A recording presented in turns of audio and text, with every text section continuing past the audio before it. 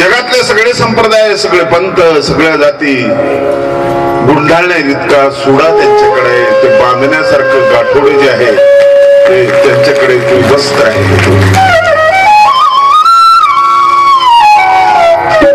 आणि म्हणून वत्सलता ही सगळ्यात मोठी गोष्ट आहे.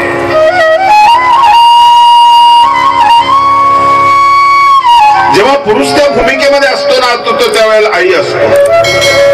आणि हा वात्सल्याचा भाव ज्याच्यामध्ये येतो ना, त्याच्यामध्ये क्षमाशीलता आहे. आपल्यामधली क्षमा कमी होत चाललेली आपण बघतोय की ती कमी चाललेली आहे. आपण सहन करत नाही. सहनशीलतेचा भाग कमी होत चालला आपल्यामध्ये. अंतिम क्षमा वाढणं हे सगळ्यात महत्वाचं. महाभारताचं युद्ध संपलं, थोड्या गोष्टीने युद्ध झालं होतं. मगाशी विषय राहून गेला माझा. कणाला कारण थोडस लागतं. कारण थोडस होतं युद्धाचं की 5 गावं मागण्यासाठी पांडव गेले. मध्यस्थी विदुराची होती. कृष्ण षष्ठाईसाठी गेलेले होते. सात्यकी रथामध्ये बसलेला आहे. उद्धव हा भगवंताचा चुलत बंधू आहे. श्रीकृष्ण इतकाच तो देखणा आणि तसाच तो बुद्धिमान आहे. रथामध्ये बसले. रथ निघाला. एक तरुण मुलगी पळत आली. पाहिमाम पाहिमाम पाहिमाम म्हणून आक्रोश करत आली. माझं रक्षण करा, माझं रक्षण करा, माझं रक्षण करा. कृष्णाने रथ उभा केला. कोण आहेस तू? हो, ती होती उत्तरा, अभिमन्यूची पत्नी उत्तरा. काय झालं तुला? रडतेस का? कुणापासून रक्षण करायचं? म्हणते सांगायचे की ब्रह्मास्त्रापासून माझं रक्षण करा. अश्वत्थामेने ब्रह्मास्त्र सोडलेलं आहे. मी ब्रह्मास्त्रामध्ये भाजून गेले तरी चालेल, मरून गेले तरी चालेल, पण माझ्या पोटामध्ये गर्भ आहे. त्या गर्भाचं रक्षण करा. श्रीकृष्णाने आपल्या मायावी शक्तीने त्या गर्भाचं रक्षण केलं. यशोदेतला जो गर्भ आहे त्या गर्भाचं रक्षण केलं. इथं थोडा वेळ मी रिंगालतो यासाठी मी गर्भाबद्दल बोलतो आहे. हिंदू संप्रदायाने, हिंदू धर्माने भगवान कृष्णाला परमात्मा मानलेला आहे. कृष्णाच्या गीतेचं अनुकरण करणारा हा धर्म आहे. कृष्णाचा उपासक असलेला इथला समाज आहे. कृष्णाने जे जे केलं चांगलं ते करण्याची आमची इच्छा आहे. हा स्पॉट छोटासा आहे. ही जागा अतिशय छोटीशी आहे पण खूप महत्वाची आहे. कृष्णाने गर्भातल्या बाळाचं रक्षण केलं. कृष्णाने भ्रूण हत्या होऊ दिली नाही.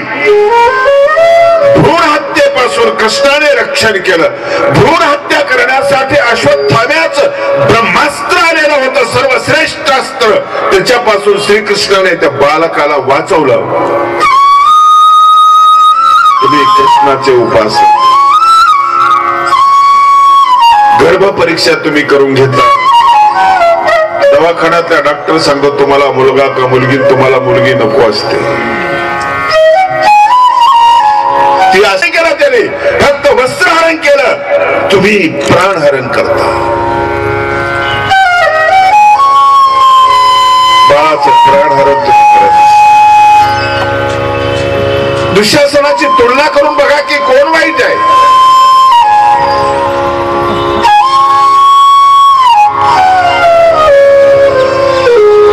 द्रौपदी तर वयस्कर होती. त्या बाळाचं तर व्हायचं नाही, आणखी जन्मही झालेला नाही. द्रौपदीच आहे वेगळ्या स्वरूपामध्ये रूप बदललेले आहेत. रूप संकटाचे बदलतात, चांगल्या गोष्टीचे रूप बदलतात, सारखं बदलत असतं, आत्मा तोच असतो.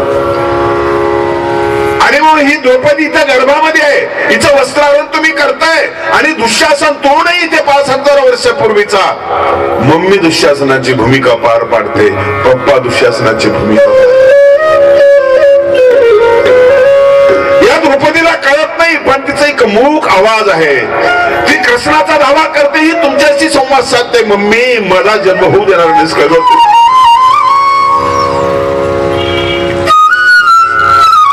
मम्मी तुझ्या मांडीवर मला घेणार नाही. पप्पा मला तुमच्या सोबत यायचंय, मला फिरवायला नेणार नाही का तुम्ही? तिचे करुणा तुम्ही ऐकणार केले, त्या द्रौपदीचा आवाज तुम्ही ऐकणार केले. भगवान श्रीकृष्णाने त्या ठिकाणी त्या उत्तरेतला जो गर्भ आहे त्या गर्भाचं संरक्षण केलेलं आहे, जो या भागवताचा उत्तम प्रकारचा स्रोत आहे.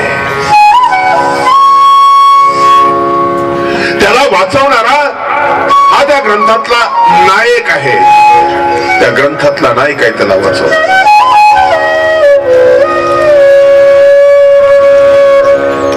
अतिशय गोड अशा प्रकारची ही कथा.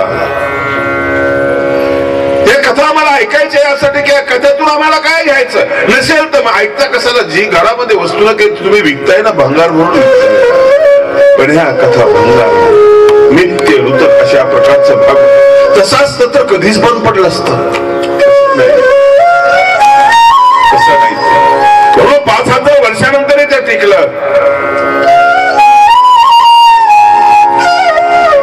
तशी ती कथा.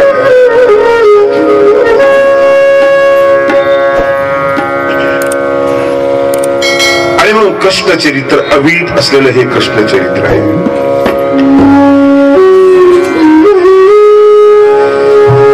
अमर्याद आहे, असीम आहे. हे सीमिताचं चरित्र आणि असीमाचं चरित्र आहे. ही अमूर्ताची कथा आहे, आपल्यासाठी मूर्त झालेला त्याची ही कथा आहे. परमेश्वराचा उल्लेख याच्यामध्ये आलेला म्हणतात. बृहत धातूपासून शब्द बनला ब्रह्म विस्तारलेला. चित शब्दाचा अर्थ आहे ज्ञान. या सगळ्या विस्ताराची कल्पना, चराचर सृष्टीची कल्पना, सार असार विवेक आपण ज्याला म्हणतो तो सार सार सार असार याची भिन्नता स्पष्ट करणार ज्ञान. यत् ज्ञात्वान पुनर्मोहमेवं यस्यसि पांडव असं हे ज्ञान. जे उद्धाराच्या दिशेने नेतं असं हे ज्ञान. ज्ञानदेवोनी उद्धार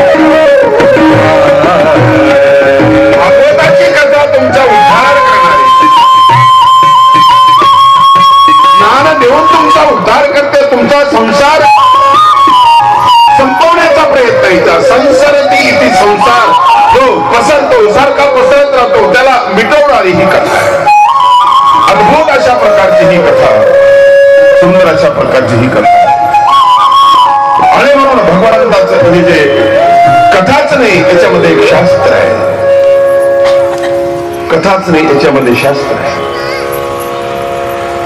वेगवेगळ्या प्रकारच्या गोष्टी याच्यामध्ये आलेल्या आहेत. पुढे कथा सरकते. परीक्षितीचा जन्म झालेला आहे. परीक्षितीचा जन्म झाल्यानंतर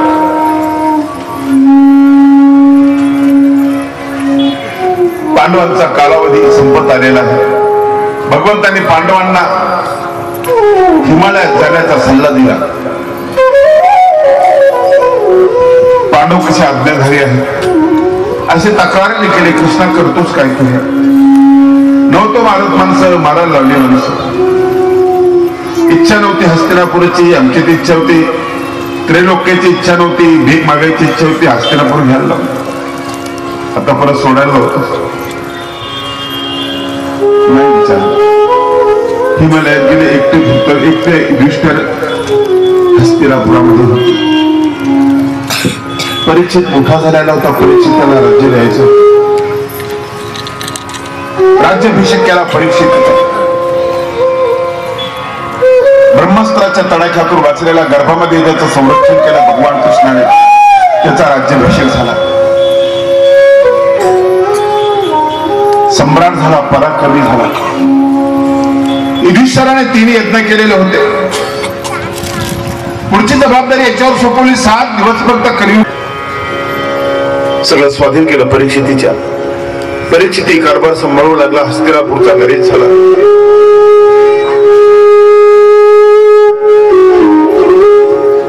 नीतिमत्तेने परीक्षितीचं राज्य चाललेलं होतं. रामराज्याची आठवण यावी इतकं सुंदर राज्य व्यवस्था होती. सुख, वैभव, शांती संपूर्ण राज्यामध्ये होती. जिकडे तिकडे परीक्षितीचं नाव होतं. भगवान श्रीकृष्णाने सांगितलेल्या आचाराच्या नियमाप्रमाणे राज्य कारभार चालवणारा हा एक दिवशी जंगलामध्ये शिकार करण्यासाठी गेला. हरणाच्या मागे पळतोय, हरणाच्या मागे पळतोय.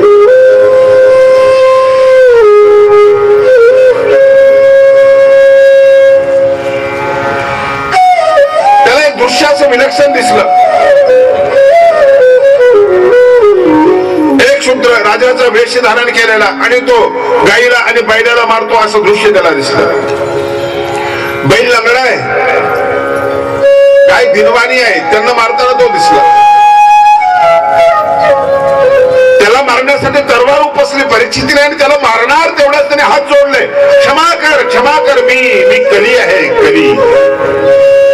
कली आहे. या युगात माझा प्रवेश झालेला आहे. काय करतोस तू? त्यांना मारतो का? मारतो कोण आहेत ते? चौकशी केली. तो बैल एकच पाय असलेला म्हणजे धर्म होता. संस्कृत रूपकामध्ये बोलते. गाय पृथ्वी होती. जेव्हा पुराण असं सांगते की पृथ्वी परमेश्वराकडे गेली त्याला विनंती करायला की या वाचो, सगळा हाहाकार माजलेला आहे. लोक विचार करतात ही जमीन कशी जाईल परमेश्वराकडे. रूपकाची भाषा आहे. पृथ्वी म्हणजे पृथ्वीवर राहणारी एक मानव सृष्टी, त्यांचे प्रतिनिधी म्हणजे पृथ्वी परमेश्वराकडे गेली. भाषेची लवचिकता येते. तुम्ही शब्द वापरते की नाही? टॅक्सीला जायचं असलं तर आवाज टॅक्सी, टॅक्सीला ऐकू येतं का? टॅक्सीला ऐकू येत नाही. पटकने बरेवर काय आला, अंगात शर्ट घाल, पटकन शर्टात अंग घालायचं, अंगात शर्ट घालायचं, कशात काय घालायचं. पृथ्वी म्हणजे क्षमाशील असलेली, ती दयनीय झालेली आहे. तिनं गायीचं स्वरूप धारण केलेलं आहे. गायीसारखा गरीब प्राणी जगामध्ये कुठेच नाही. अशा दीनवाणी अवस्थेमध्ये ही पृथ्वी परमेश्वराला प्रार्थना करते असा त्याचा आशय आहे. पृथ्वी गायीसारखी आहे. गायीसारखी म्हणजे कशी आहे? पवित्र आहे. गाय कशी आहे? पवित्र आहे. काही गायीच्या डोळ्यामध्ये डोकावून बघा, दोन्ही डोळे टाकून मायेचा सागर दिसतो गायीच्या डोळ्यात.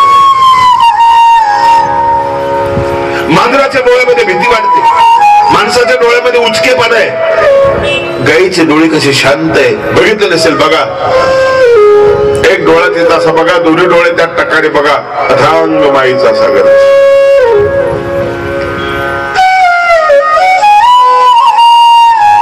परीक्षिती म्हणाला मारायचं नाही, माझ्या राज्यामध्ये होऊ देणार नाही, मी तुला मारून टाकेल. त्यांनी क्षमा मागितली. क्षमा करा महाराज, मला राहायला तर जागा द्या. वाईट माणसाला जागा देताना माणूस विचारच करतो की नाही. चांगला माणूस आला, बाबा आले, मोठे माणसाने तर इकडे बसा, इकडे बसा, बसा, रोड बीड अमुक तमुक सगळं सगळं. आणि नको असलेला माणूस बसला तिकडे, बस बसला तिकडे, बसणार बसला तिकडे. जेवायला पाठवलं तिकडे, बस तिकडे बस. त्याला तरी टोप घेतला, सोन्याचा टोप डोक्यात डोक्यामध्ये घातला आणि निघाला शिकारीला. हरण पुढे तो मागे, हरण पुढे तो मागे, हातामध्ये धनुष्य बाण आहे. हरण गेलं निघून, सापडलं नाही, थकला, दमला, उरण्याचे दिवस, घशाला कोरड पडली, पाणी पाहिजे, जेवण पाहिजे, काही जवळ काहीच नाही, एकदम थकून गेला, ग्लानी आली त्याला. त्या जंगलामध्ये फिरत असताना एक ऋषी त्याला दिसला. एका आश्रमाजवळ बसलेला, समाधिस्थ अवस्थेमध्ये बसलेला तो ऋषी त्याला दिसला. ऋषीला विचारला, हो महाराज, आश्रम कुठे आहे तुमचा? गप्प होते. अहो मला पाणी प्यायचं आहे. गप्प होते ऋषी. अहो मला भूक लागलेली आहे. त्यांनी मौन धारण केलेलं होतं. मौन, ज्यांनी मौन धारण केलेला तो कोण आहे आणि त्याला काय म्हणायचं हे संतांना कळतं. तुकोबांचा एक सुंदर अभंग आहे. परमेश्वर बोलतच नाही हे सगळं असं वातावरण बिघडलेलं आहे. परमेश्वराला बोलतं करण्यासाठी तुकोबांचा एक अभंग गोड आहे. मौन का धरिले विश्वाची जीवन, मौन का धरिले विश्वाची जीवन, उत्तर वचन देई माझ्या, उत्तर वचन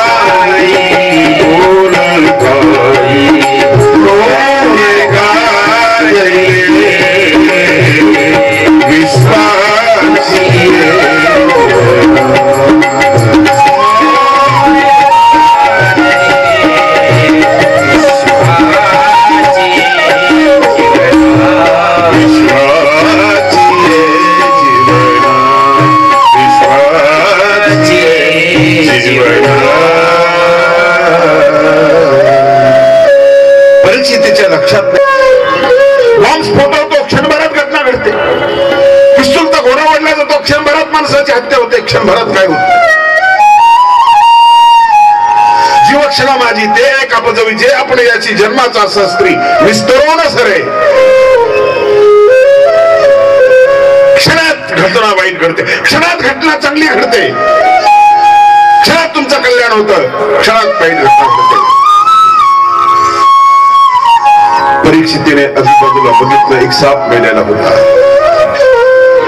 मेलेला साप धनुष्याच्या टोकाने उचलला आणि गळ्यामध्ये टाकला त्या ऋषीच्या, शमिक ऋषीच्या. तपस साधना करणारा ऋषी,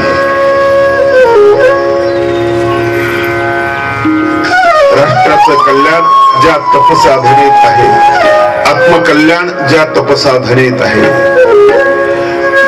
विश्व कल्याणाची ऊर्जा ज्या साधनेमध्ये आहे. साधू संत रिकामे नाहीत, काही करताना दिसत नाही, परंतु ते करतात, एकांतामध्ये करतात आणि सगळ्यांच्या हिताचं करत असतात. एवढंच पसायदान विश्व कल्याणाची भाषा करते, माणसाची मन जोडायची. आता विश्वात्मके देवे येणे वाग्यज्ञ तोषावे, द्यावे खळांची व्यंकटी सांड तया सत्कर्मी रती वाढो, भूता परस्परी पडो जीवांचे दुरितांचे तिमिर जाऊ, विश्वस्वधर्म सूर्य पाहू, देवांची तो तिला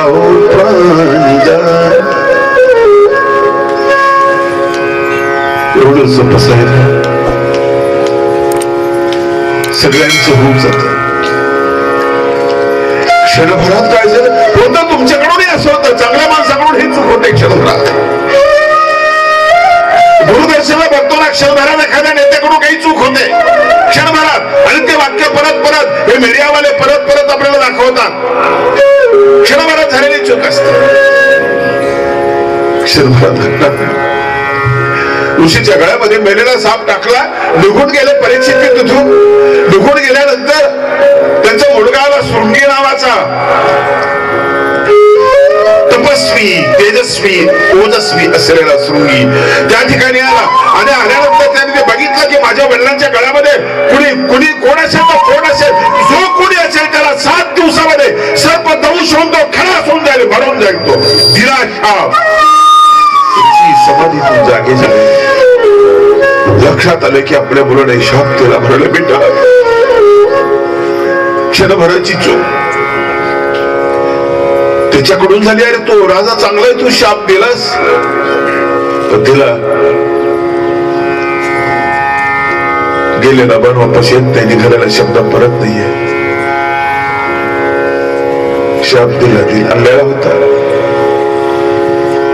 तो टोक यांनी आपल्या डोक्यामध्ये घातला.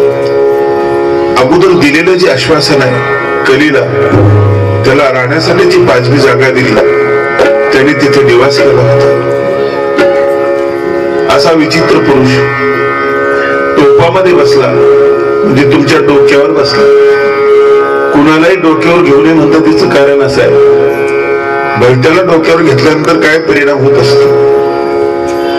तर 7 दिवसामध्ये मरणार हे जेव्हा परीक्षितीला समजलं, बस फक्त 7च दिवस आहे, फक्त 7 दिवस जगण्याचे. 7 दिवस डोळ्यासमोर आहे. काय वाटलं असेल विचार करा की क्षणभरात सगळं जीवन डोळ्यासमोर आठवलं. क्षणभरात डोळ्यासमोर आठवलं. तुम्हाला जेव्हा असं कोणी सांगतं ना, तेव्हा तुम्ही तर भयान झालेले असते. डॉक्टर तुम्हाला सांगतो की बस आहे 6 महिन्याचे आहे, पण डॉक्टरला एवढा अंदाज नाही कळत, तुम्ही नंतर जास्तही जगता. आणि डॉक्टर जेव्हा म्हणतो की काही काळजी करू नका, मी आहे ना, तिथेच तुमचा मृत्यू होत असतो. डॉक्टरला आमच्या औरंगाबादच्या घाटीच्या दवाखान्यामध्ये करतं की 6 महिने आपलं जीवन आहे, त्यावेळेला सगळं चक्र फिरायला सुरुवात होतं, सगळं स्पष्ट दिसायला सुरुवात होतं, आपण काय काय केलं काय केले सगळं दिसायला सुरुवात होतं.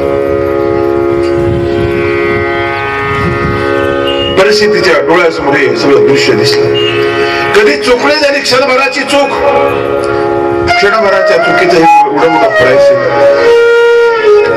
फार मोठं प्रायश्चित क्षणभराच्या. कसं प्रायश्चित करणार याचं? प्रायश्चित केलं काही साधूने प्रायश्चित. हरिओम शरणचं एक भजन फार सुंदर आहे. मैली चादर ओढ़ के कैसे द्वार तुम्हारे आओ, मैली चादर ओढ़ के कैसे द्वार तुम्हारे आओ, मैली चादर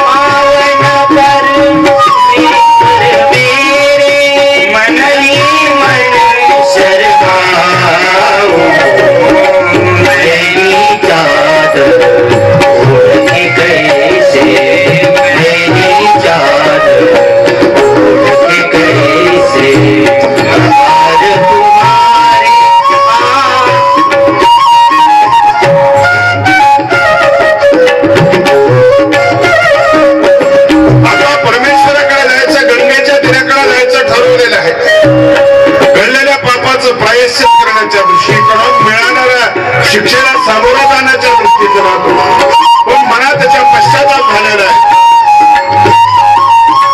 इन पैरों से तूने मुझको जग में भेजा, निर्मल देकर काया, आकर तेरी संसार में मैंने मुझको दाग लगाया.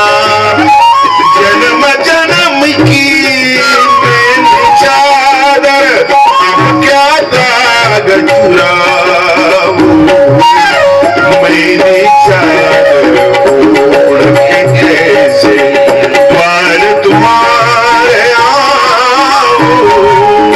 हे पावन परमेश्वर मेरे, हे पावन परमेश्वर मेरे, मन ही मन शर्माओ. परिस्थिती निघालेल्या गंगेच्या दिशेने. बस भगवान श्रीकृष्ण डोळ्यासमोर येतात. कर्माप्यकं तस्य देवस्य सेवा. जो गीतेत म्हटला मया की माझ्यापेक्षा भक्तः परतरं नान्यत् किंचित् अस्ति धनंजय. बस शेवट मी आहे, माझ्यापेक्षा शेवटी कोणी नाही, सर्वश्रेष्ठ आहे. तुझ्याकडे तो भगवंता येतो, तुझ्याकडे 7 दिवसाचा वेळ आहे. तुम्ही आम्ही तरी काय 8व्या दिवशी करतो का? 7च दिवसात रविवार, सोमवार, मंगळवार, बुधवार, गुरुवार, शुक्रवार, शनिवार 7च दिवस आहे. कुठलाच माणूस नाही की 8व्या दिवसामध्ये गेलेला.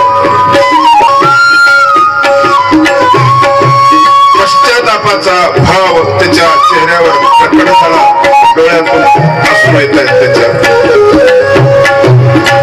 इन पैरों से चलकर तेरे मंदिर कभी न आए, जहाँ जहाँ हो पूजा तेरी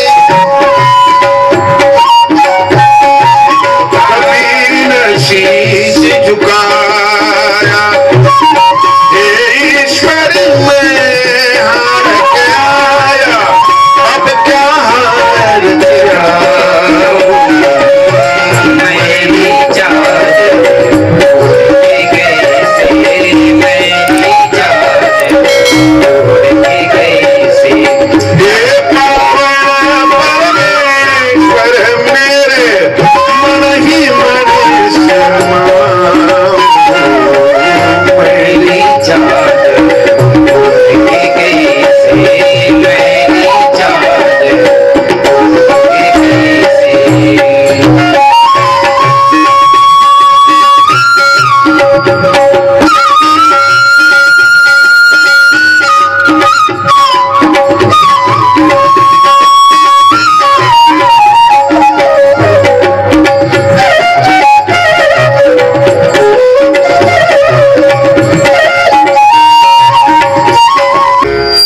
तपसा बसलेला हे गंगेच्या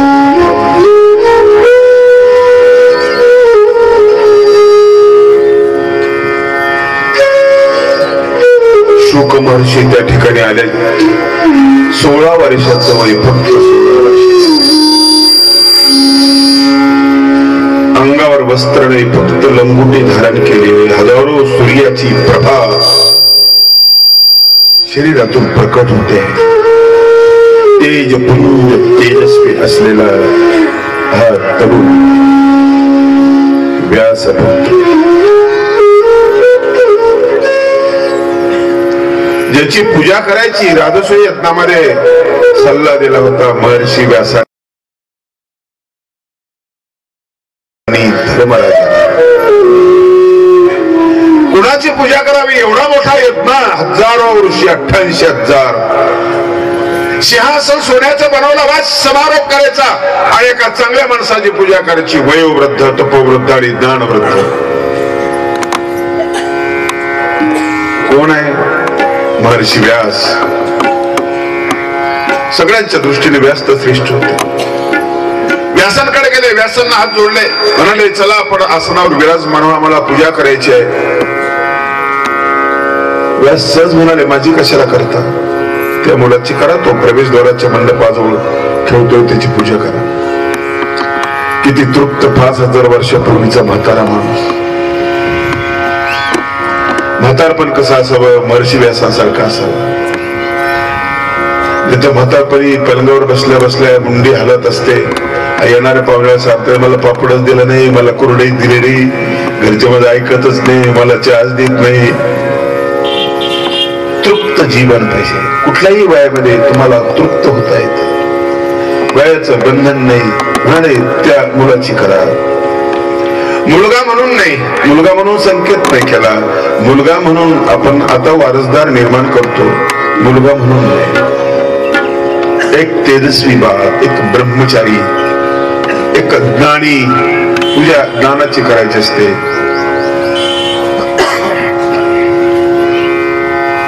प्रवेशद्वाराकडे धर्मराजा गेले, म्हणाले, अरे बाबा चल, नमस्कार, आम्हाला माहितीच नव्हतं ओठा आहेस तू, इतक्या तेजस्वी आहेस, चल तुझी पूजा करायची. व्यासांनी नाव सुचवलं तुझं. खेळता खेळता असं असतो, म्हणाला माझी कशाला करताय. ते मंडपात झाडू मारतो, त्याची पूजा करा. 5000 वर्षापूर्वीचा तरुणी किती तृप्त आहे. जीवनात सुख म्हणजे काय हो, तृप्ती म्हणजे सुख. जिथं तुम्ही असाल तिथं तुम्ही समाधानी आहे. त्या ठिकाणी चित्ती असू द्यावे, समाधान आहे त्या ठिकाणी. समाधान तुमच्या चित्तामध्ये आहे, मनात नाही. मन बावळा आहे. समाधानाची जागा ती आहे.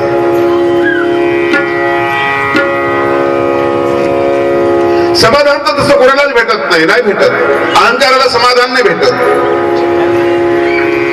उपनिषदामध्ये एक सुंदर कथा येते. देव दानवांचं युद्ध झालं, देव जिंकले. जो जिंकला त्याला अहंकार निर्माण होतो. देवांच्या गप्पा चालल्या, हा म्हणतो मी असं केलं, तो म्हणतो मी तसं केलं, मी याला मारलं, त्याला मारलं, मी अस्त्र सोडलं, ते अस्त्र सोडलं. यक्ष प्रकट झाला, एक थोडस अंतरावर त्यांच्या तेज प्रकट झालं.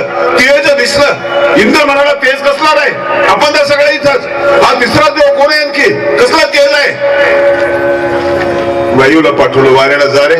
वायू देवाला पाठवलं. बघ काय गेला, यक्षाजवळ गेला. यक्षाला विचारलं कोण आहेस. तो म्हणाला, अगोदर तू सांग, तू कोण आहेस. तो म्हटलं, मी, मला नाही ओळखलं, मी वायू. अख्ख्या ब्रह्मांडाला उडवून देण्याची ताकद माझ्यात आहे. तो म्हटला, गवताची काडी समोर पडलेली आहे, उडवतील. खूप झटला, खूप झटला. अग्नी गेला. विचारलं कोण आहेस. म्हणे तू कोण आहे. म्हणे मी अग्नी. जाळून टाकतो सगळ्यांना. बिडी आपल्याशिवाय पेटत नाही, चूल आपल्याशिवाय पेटत नाही, गॅस आपल्याशिवाय पेटत नाही. मनात आला तर जाळून टाकतो, म्हणजे सगळं जाळून टाकतो. काडी जाळ बरी. खूप झटला, खूप झटला, काडी नाही जळाली. आला वापस. इंद्राने विचारलं कोण आहे. काय नाही, मी सहज गेलो आलो म्हणे. इंद्र सुद्धा गेला.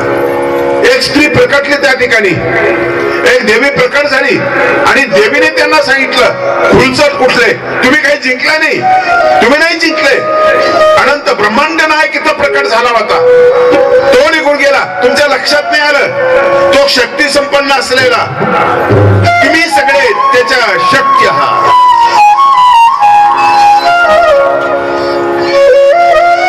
शक्ती शब्दाने सकळ देवता, सकळ शक्तियुक्त असलेला तो परमेश्वर आहे.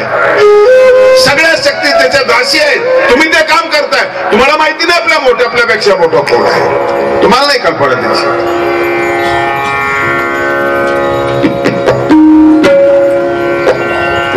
खेळता खेळता त्या मुलाने साईडला झाडू मारतो, त्याला उंच आसनावर बसा. काय त्याची पारख आहे. झाडू मारण्याला वर बसवायचं असतं. झाडू मारणाऱ्या गाडगे बाबांना किती उशिरा किंमत दिली. मी ते मेल्यानंतर स्वच्छता अभियान आम्ही राबवलं, पण ते असताना नाही, ते असताना आम्ही तर त्यांना वेड्यामध्ये काढलं, त्याला वेड्यात काढलं. 5000 वर्षापूर्वीचा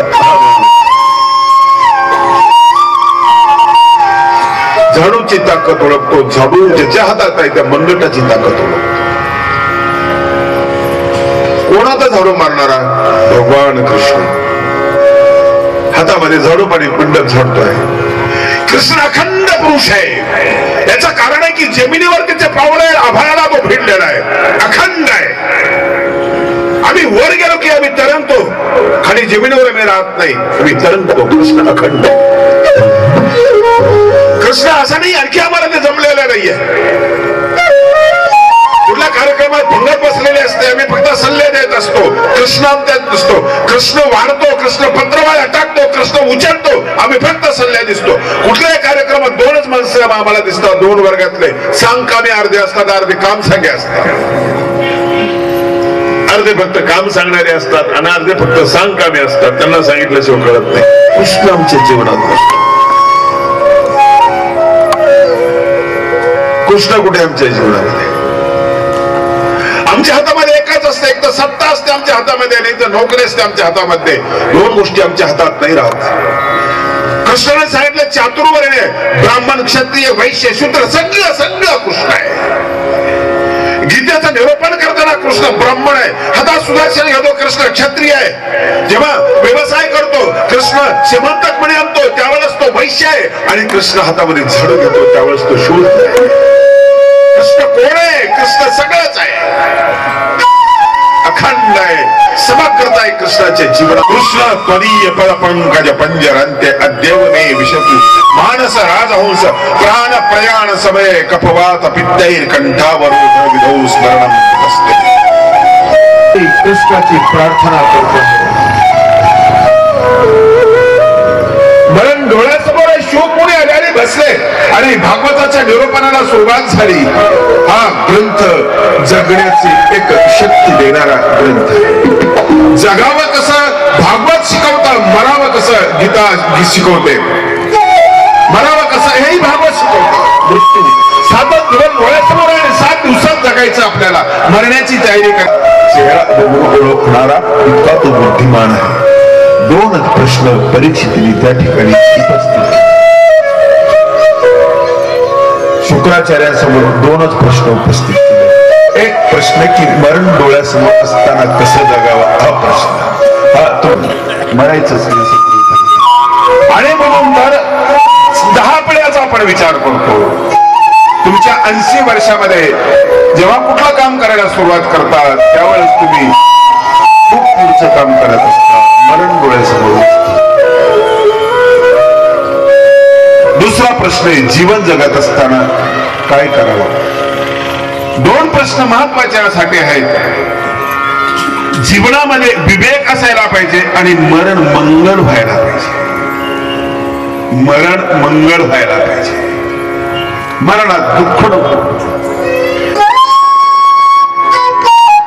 मोर मुकुट असावं, ब्रह्मचर्याचं प्रतीक असलं ते मोर पिसपाला दिसावं, यमुनेचं काठ असावा,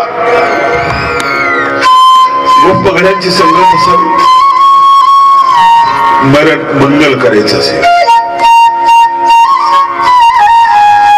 आणि म्हणून संत मेले नाहीत, मरणाला मारून जगले. मरण मारुनी विजयी व्हावे, मरण हे माझे. मरण मारुनी विजयी व्हावे, मरण हे माझे. मरणाचे ते कधी नसावे, माझ्यावर होते दया, माझ्यावर होते.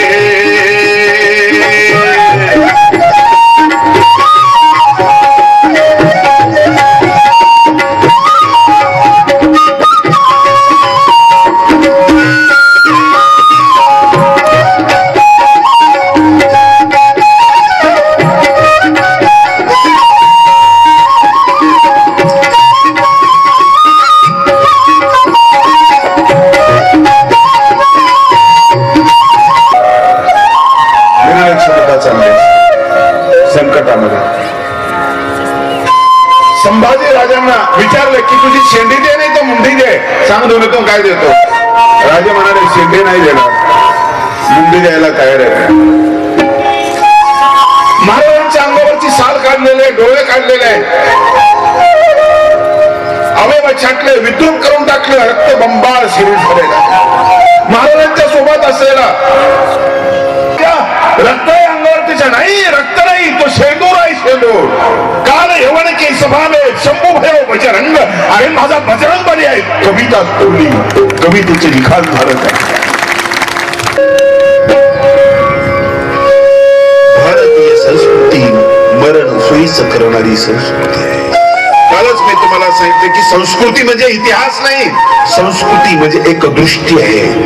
संस्कृती एक राष्ट्र घडवण्याची शक्ती आहे, प्रचंड ताकदीची शक्ती.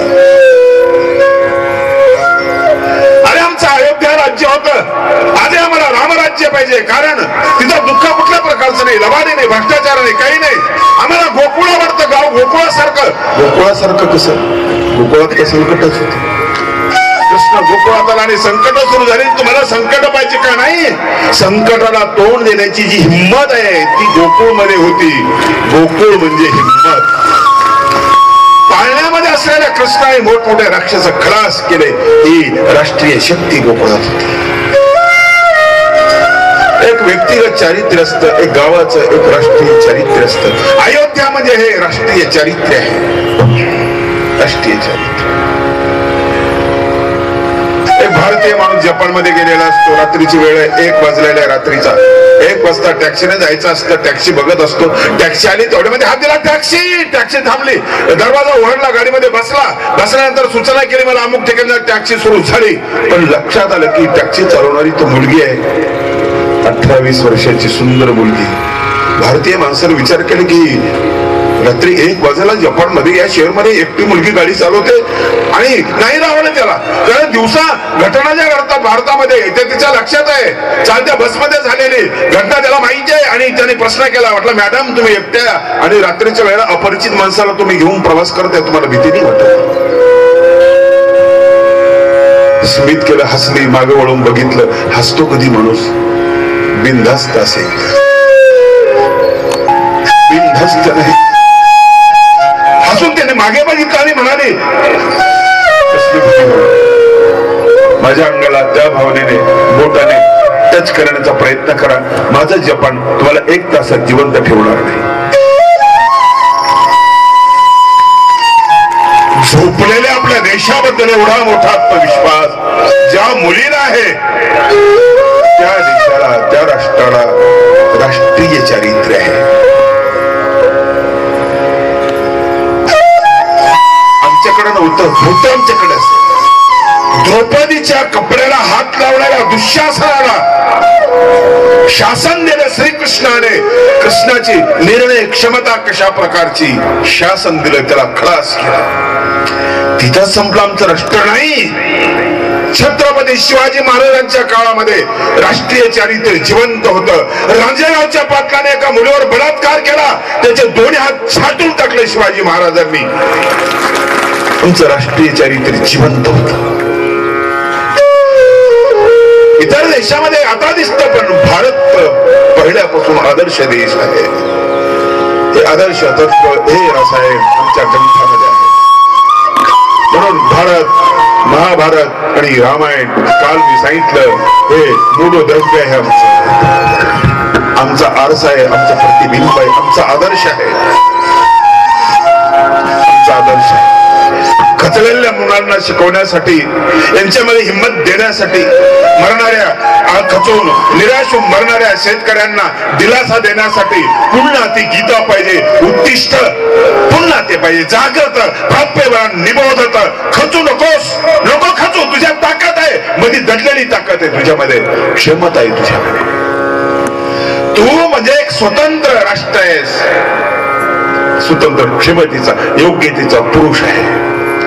प्रेम मरू देत नाही तुझ्यातला. प्रेमाचा झरा प्रकट कर. माणसं मरतात, शेतकरी आत्महत्या करतात, महिला नाही जगतात. चिक्कीसाठी, पिंट्यासाठी, कुणासाठी त्यांनी जगायचं? प्रेमाने त्यांना जगवलेलं असतं. स्वतःतलं प्रेम जगवतं. तुमचं प्रेम तुमच्यावर जर संपलं की तुम्ही मरता. तुमचं प्रेम तुमच्या पुरतं तरी शिल्लक ठेवा आणि जगण्याचा प्रयत्न करा. आणि मरायचंच असेल तर परीक्षेला डोळ्यासमोर ठेवा आणि मरायची तयारी करा. मरण मंगल झालं पाहिजे. परीक्षितीचे 2 प्रश्न, परीक्षितीचे नाही, तो प्रतिनिधी आहे तुमचे सगळ्यांचे प्रश्न.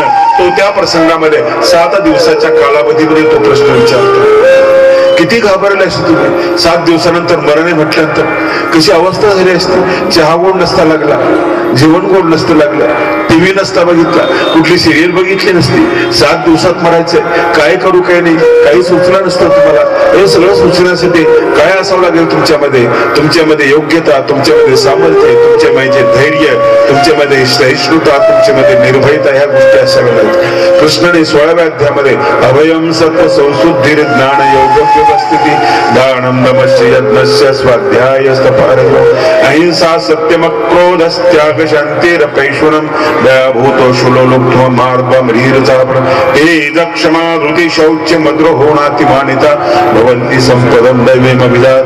हे दैवी संपत्तीचे जे गुण आहेत ना, हे गुण आमची उंची वाढवणारे, आम्हाला निर्भय करणारे गुण आहेत. परिचिती शुक्राचार्यासमोर बसलेला आहे. शुक्राचार्य भागवताची कथा निरूपण करायला लागले. काय निरूपण करता येईल, उद्यापासून आपण त्या विषयाला स्पर्श करणार आहोत.